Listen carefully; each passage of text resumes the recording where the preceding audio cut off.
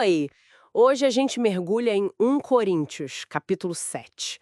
Vamos explorar o que esse texto diz sobre casamento, sobre ficar solteiro e até sobre a vida social lá na comunidade de Corinto. Ok, vamos!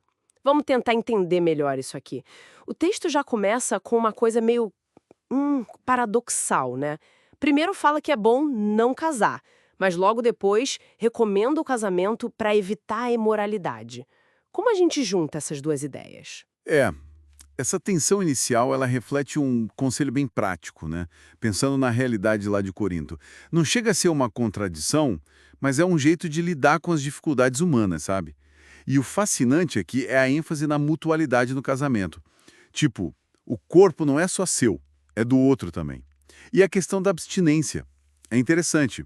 Tinha que ser temporária, os dois concordando e com um motivo claro, a oração. Aí o texto avança, né? E fica bem clara a preferência pessoal do autor pelo celibato. Ele usa o próprio exemplo, chama de dom, e aconselha solteiros e viúvos a ficarem assim se conseguirem. Mas se não tiver autocontrole, aí a frase é forte, é melhor casar do que arder em paixão. Bem direto quase. Duro, né? É, direto sim.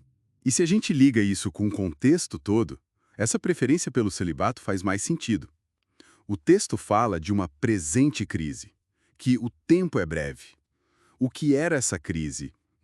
Talvez uma expectativa do fim dos tempos muito forte, perseguição, alguma pressão social grande ali?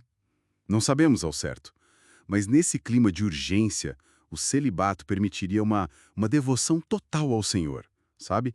Sem as preocupações do mundo que o casamento traz, segundo ele. Mas essa visão não colocaria o casamento numa posição inferior, tipo, espiritualmente falando? E quem já estava casado, como ficava? Ótima pergunta. Para os que já eram casados, a instrução é bem firme. E o texto diz que vem direto do Senhor.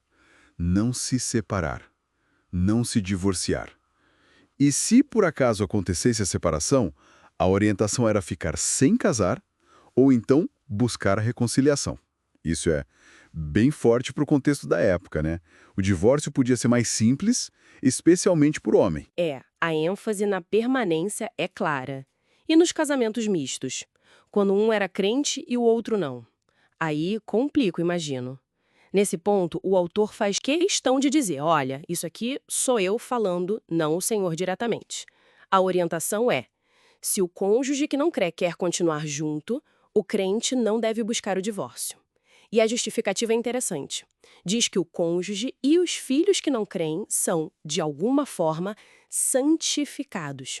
Ou seja, influenciados positivamente ou separados para Deus pela presença do crente ali. Torna a união aceitável. Mas se o cônjuge que não crê decidir ir embora, aí o crente está livre. O princípio maior é buscar a paz. Interessante essa ideia de santificação pela presença. E parece que esse princípio de ficar como está vai além do casamento, né? O texto aplica isso para a condição social também. Exatamente. O texto pega essa lógica e expande. Foi chamado sendo circuncidado. Fica assim.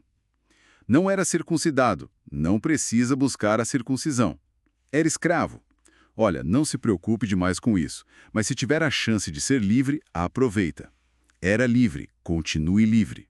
O ponto central, o X da questão, não é o status social ou religioso externo.